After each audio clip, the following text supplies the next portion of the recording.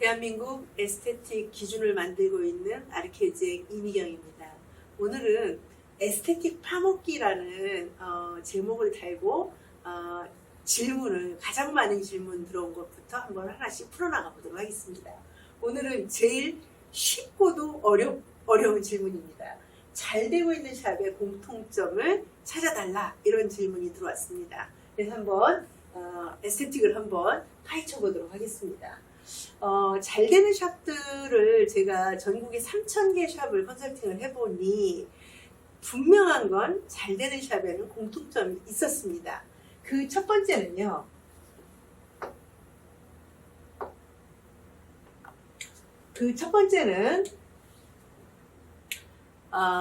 정체성이 정확했습니다.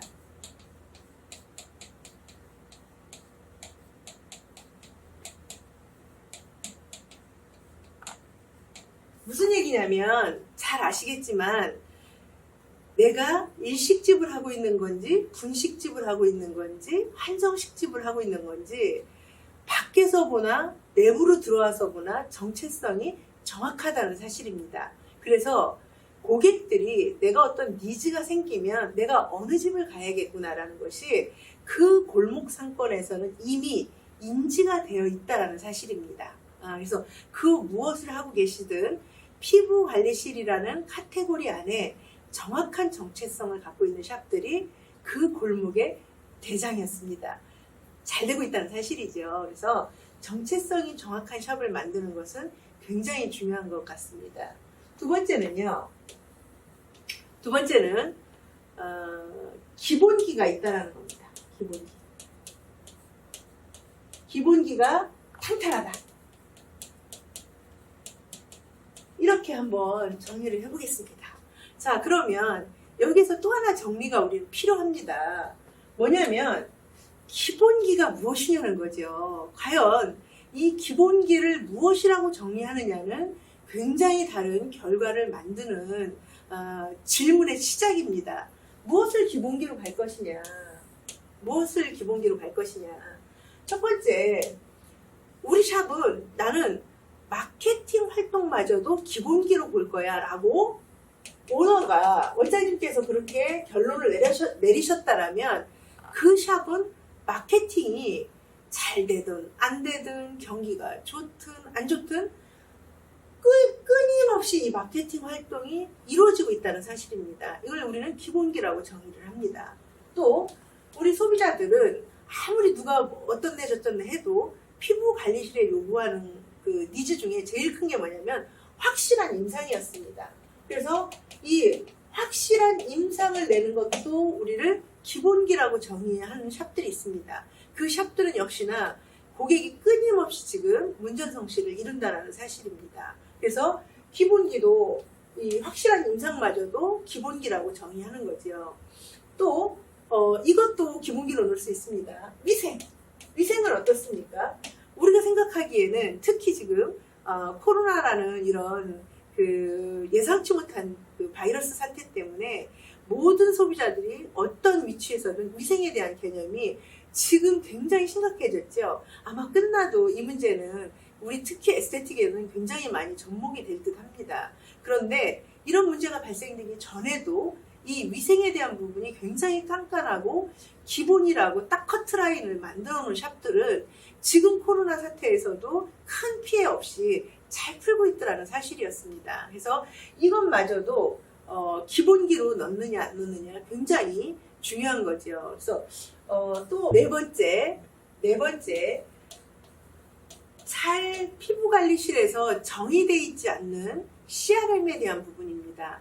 고객과 잠재 고객과는 어떤 연관성을 갖고 있고 우리 샵에 들어왔을 때부터는 어떻게 흐름 하나에 어떤 관계를 갖고 있느냐, 구매가 이루어진 후에 또 어떤 관계들을 형성하고 있느냐, 릴레이션십을 어떻게 녹여내고 있느냐, 이 CRM도 굉장히 중요한 기본기 중에 하나였습니다. 이거는 CRM을 자꾸 이벤트로 이해하시는 원장님들이 상당히 많으신데요. CRM은 이벤트가 아닙니다. 요소에 고객과 우리는 연결이 될 수밖에 없죠. 근데 그 연결을 어떤 식으로 우리가 고객 지향적으로 가느냐, 굉장히 중요한 CRM에 대한 정의입니다.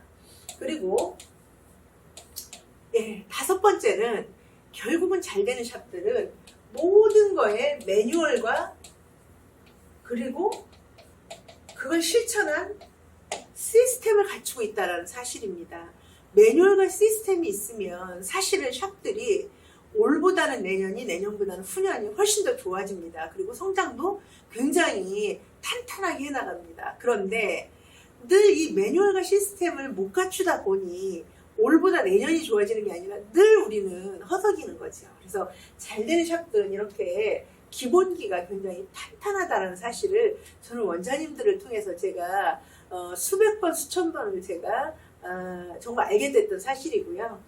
세 번째는 결국은 선택과 집중입니다. 굉장히 식상된 단어죠. 선택과 집중. 정말 징글징글하게 듣는 얘기 아닙니까? 그럼에도 불구하고 결국은 중요한 게 선택과 집중이라는 말을 단어로 배우시지 마시고요. 경영학으로 풀어보시면 또 다른 의미가 부여가 됩니다. 무슨 얘기냐면, 단어로만 보면 선택과 집중이라는 단어가 너무 흔한 단어지만 실제로 경영자 입장에서 어떤 기준으로 선택을 할 것이냐, 무엇을 선택할 것이냐는 정체성과도 연결이 되는 부분입니다. 또한 이 선택이라는 단어는요, 결국 그 선택한 것을 어떻게 집중하느냐, 이게 결국은 이게 합해지면 정체성이 되는 거고 성과물로 나오는 게 아닐까요? 되게 쉬운 것 같지만 가장 잘 되는 샵들이 잘하고 있는 부분입니다. 선택과 집중입니다. 저도 한 회사를 경영하고 있는 오너이기도 하고 경영자이기도 합니다. 제 입장에서도 제일 어려운 게 사실은 선택과 집중입니다. 간혹 이거 선택과 집중에 상반된 논리가 또 하나가 있죠.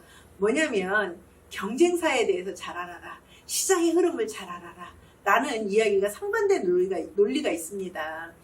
간혹가다 경쟁사를 의식하기 시작하면 내 갈 길을 잃을 경우가 굉장히 많습니다. 그래서 무리수를 두거나 아니면 당장은 득이 됐지만 시간이 지나면서 그게 악수가 되는 경우가 굉장히 많습니다. 그래서 때로는 이 경영주들이 되게 어려운 것 중에 하나가 상반된 논리인 경쟁사를 보는 것이 아니라 시장 고객을 보라는 얘기를 간혹 착각을 하는 경우가 되게 많이 있는 것 같습니다. 그래서 원장님들께서는 특히 이게 스몰 비즈니스 아닙니까? 스몰 비즈니스에서는 경쟁자를 보는 게 아니라 고객을 보는, 고객에게 집중하는 이 선택과 집중을 우리화시켜서 다시 한번 재정의해야 될 필요성은 있다라고 생각을 합니다. 그래서 다시 한번 정리해보자면, 제가 바라봤던 잘 되는 샵들은 이 세 가지는 무조건 있더라. 첫째,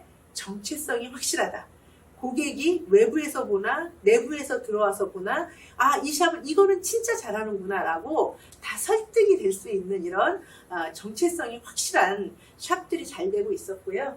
두 번째는 역시나 기본기가 굉장히 탄탄한 샵들이었습니다. 그런데 그 기본을 무엇이라고 정리하느냐는 훨씬 더 중요하다는 사실입니다. 그래서 제가 예시를 5개 정도를 들었는데요. 첫 번째로는 마케팅마저도 이제는 기본으로 커트라인을 정해놓고 수준을 자꾸 올리는 작업을 하고 있는 샵들이 잘 되고 있었고요.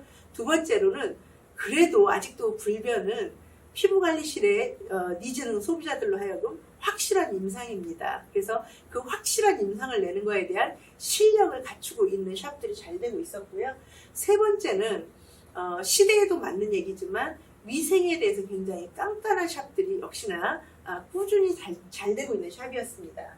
네 번째로는 우리가 에스테틱에서 사실은 CRM에 대한 차별화는 굉장히 연구를 많이 해야 될 필요성이 있고, 저 역시도 되게 관심이 있는 부분인데요. CRM을 너무 어렵게 생각하지 말고 잠재 고객부터 구매가 이루어진 고객까지를 내 샵과 어떤 연관성을 갖고 있고 그 연관성을 어떻게 경영으로 녹여내느냐, 이게 바로 CRM입니다. 이 CRM이 요소요소에 잘 녹여져 있는 샵들이 잘 되고 있습니다. 다섯 번째는 사실은 매뉴얼과 시스템을 만드는 것들이 굉장히 잘 돼 있습니다. 잘 되는 샵들은. 근데 반쪽짜리들도 의외로 많습니다. 매뉴얼은 있어요. 매뉴얼 있어요, 원장님은. 매뉴얼은 있습니다. 그런데 시스템이 없어요. 뭐예요? 실천이 안 되고 있다는 얘기겠죠. 그래서 매뉴얼과 시스템을 갖춘 샵들이 잘 되고 있었습니다. 그리고 마지막으로 세 번째는 선택과 집중입니다. 근데 선택과 집중은 국문학적으로 어휘로 해석하시지 말고 경영학적으로 받아들여 보자. 그러면 선택과 집중은 실제적으로 무엇을 선택할 것이냐 굉장히 중요한 대목이죠. 그래서 무엇을 선택할 것이냐, 이것이 쌓여지면 정체성으로 가는 거죠. 그리고 집중은 역시나 마찬가지로 정말 그 선택된 것들을 집중을 하는데 누구에게 집중할 것이냐는 거죠.